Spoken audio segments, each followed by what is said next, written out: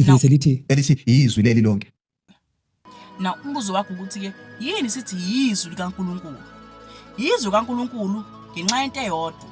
Ngenxa yokuthi sike sathi uNkulunkulu ukhulume wathi. Every single time mangabe ufunda in the Old Testament ukuthi uNkulunkulu ukhulume wathi. Mangabe uJesu Kristu efika yena ezofeza lezi zinto uNkulunkulu aseyishilo. That is showing ukuthi yizwi likaNkulunkulu ngenxa yokuthi uNkulunkulu is carrying out into ayishilo. Ngamanye amazwi uNkulunkulu akasho into ezincane ukuthi uzovula isicabha asivale. uNkulunkulu akasho uzovula isicabha asivale. uNkulunkulu usho izinto ezinkulu ezozenza. Abantu bazosinda, abantu bazophila. Lokho mangabe kushiwo kuthiwa uNkulunkulu uthi yizwi likaNkulunkulu. uNkulunkulu uthi yizwi likaNkulunkulu. So akulona izwi likaNkulunkulu mangabe kuzothi uNkulunkulu wenze lezi zinto kuzofika uMesaya. Kuzofika umuntu ozowenza izinto ezikanje mase ngasafiki. So sengalona izwi likaNkulunkulu. Kanti uJesu Kristu mase efika sekavela ukuthi izwi likaNkulunkulu ngoba usezenzile izinto ashilo uzozenza. Ekuzenzeni lezi zinto leziya kuyavezayo manje ukuthi yizwi leliya likaNkulunkulu. Hayi futhi lokho kuphela. Wena ufuna ukubhekisa ivesi elikhuluma ukuthi uNkulunkulu sithatha le ndaba ukuthi ulizwi. Hamba eJohane chapter 1. Uzofica lapha eJohane chapter 1 thiwa eqaleni uNkulunkulu ulizwi. Mangabe uNkulunkulu eyulizwi yonke idivela ngayo. Hamba uyabheka ibhuku likaGenesis. iGenesis ithini lithi uNkulunkulu ngenkathi edala laphana uthi akube khona ukuthi uthi uyakhuluma mase kuba khona ukuthi. Sho ukuthi la khona sibona khona uNkulunkulu khona ewulizwi. Mase sekuvela incwadi kaGenesis sekavela incwadi kaGenesis ini iyizwi lakhe. uNkulunkulu mayesho kuyalotshwa. Iyizwi likaNkulunkulu. Ngani miyizwe into engisho. Mangabe lezi zinto laphana ziwulizwi, ziyizwi likaNkulunkulu. Ngifuna lento uyibone kahle.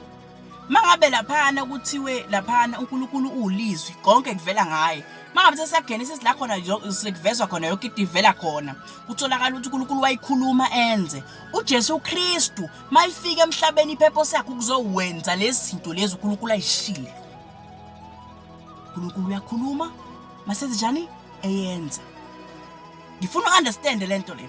Mase uJesu Kristu uyizwi likaNkulunkulu yena ke. Uyizwi likaNkulunkulu. Sekufuna manje ukuyajula wena ubheka incwadi wena. Ubheka ihard copy uthi amaphepha ayizwi likaNkulunkulu because wena vele you are ignorant. Mina sengikhuluma mina ngezwi likaNkulunkulu into ekukhulunywayo lapha. Not ihard copy. Sengisho lezi zinto ezilapha phakathi ukuthi ziyizwi likaNkulunkulu. Because ayizele ukuzowenza njani ukuzoba ihard copy page ama page because kube sakwenza lokho ngabe university of akulona ngisho ibandla. But into eyenza ukuthi lento eba lapha ibe realistic i-detailed inazo zonke izinto ine information. Ayivelanga yathi uJesu Kristu inkosi nomsindisi isikhombisile uJesu Kristu eba umsindisi. Ayivelanga yasuka le ncwadi yavele yashinto esinga understand mase kwaba umlingo kuwenzekile yonke into ekhona yenzekile. Asusanga noma ikubi sathi izwi kaNkulunkulu. Izwi kaNkulunkulu ngoba konke kufezekile futhi akashongo into encane ukuthi uzovula isicabha asivale. Akashongo njalo. Akashongo uzovula isicabha asivale. Uthe abantu bazosinda. Uthe abantu ushinto ezinkulu engenziwe uNkulunkulu kuphela. Mase uJesu Kristu efika sezenza sekwenziwa yini sasithi yizwi likaNkulunkulu. Amabheka uJohn chapter 1 ufuna ukubheka le specific verse nalapha uJohn chapter 1. Mase uhambe ku book of Revelation most of the time kuyobe kuthiwa incwadi yokuphila. Uxaye ukuthi yibi le ncwadi yokuphila. Kuthiwa igama lakho liyovela lapha kwincwadi yokuphila. uNkulunkulu una ubiza incwadi yakhe incwadi yokuphila.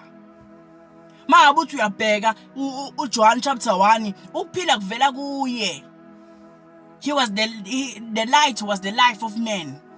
Yena wayilight kuthina. Uphila was the light of man. I-light leya. Shothi uNkulunkulu yena ufika lethe ukuphila. Mase futhi iziloko selikhuluma ngencwadi yokuphila.